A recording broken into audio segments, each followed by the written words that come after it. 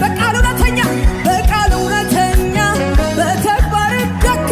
ተንኮል የሌለበት የአባብዬ በግ